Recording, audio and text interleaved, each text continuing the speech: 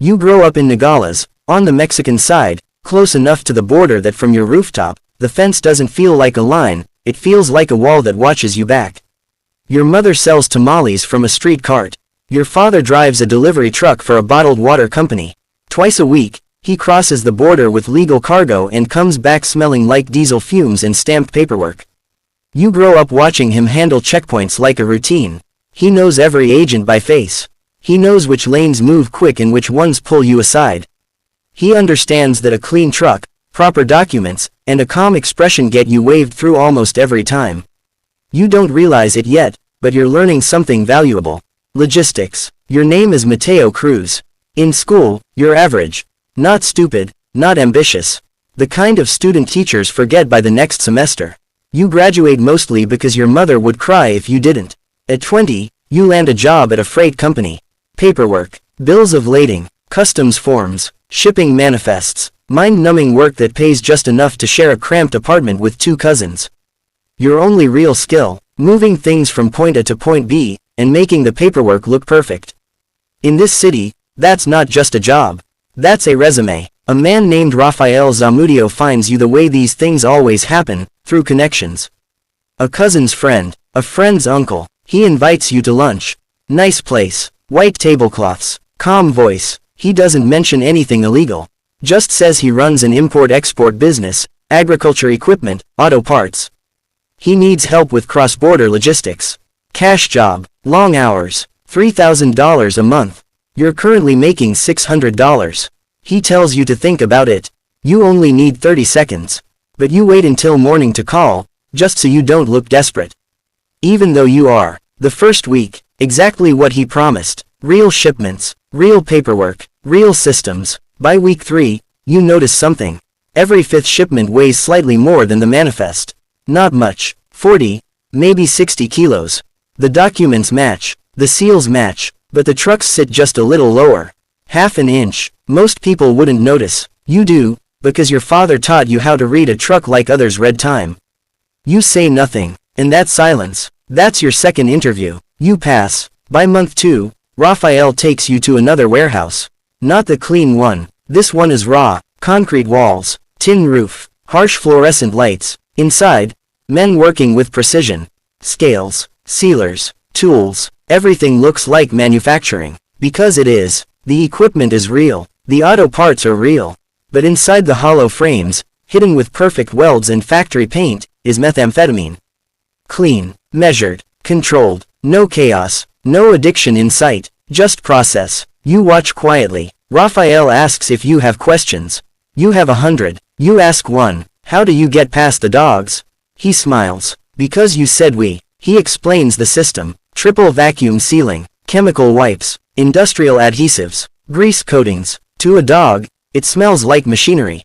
To an X-ray, it looks like metal. To find it, you'd have to dismantle everything. And nobody does that to clean shipments with perfect paperwork.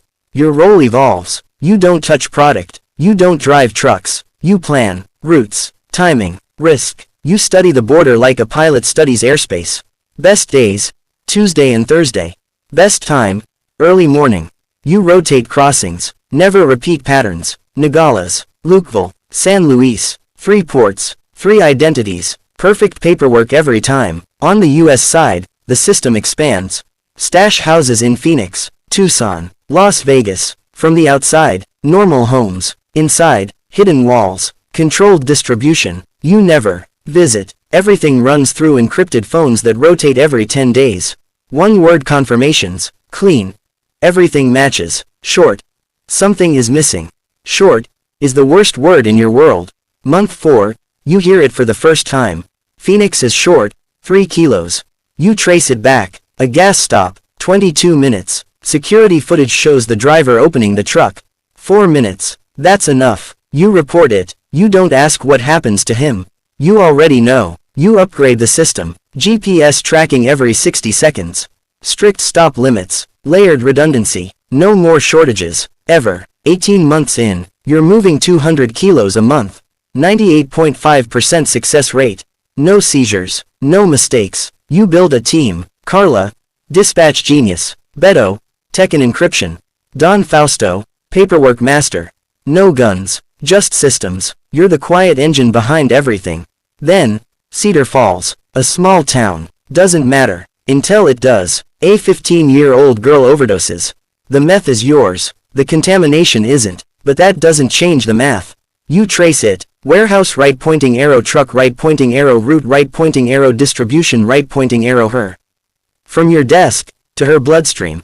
You tell yourself the lie. You're just logistics. You don't make it. You don't sell it. You just move it, like any shipping company. But you keep her photo. And sometimes, you look at it right before scheduling the next shipment. When the dia starts closing in, the system holds. Phones wipe. Routes shift. Networks rebuild. Until Raphael disappears, and a new man arrives. Victor Salazar. Colder. Sharper. He wants everything written down. That's when you understand. Paper makes you replaceable, so you make a different move. You call a number, a federal agent, one conversation, and everything collapses. Raids hit across states, dozens arrested, millions seized. Victor, taken during lunch. Your team, gone, except Don Fausto. He saw it coming. You start over. New name, new town, Colorado. Same job, same desk, same paperwork. Only difference, now it's all real. But at night, you still draw maps, routes, systems, optimizations, for a network that no longer exists. Because here's the truth, cartels don't run on violence. Violence is just enforcement. They run on logistics. And the most dangerous man isn't the one with a gun.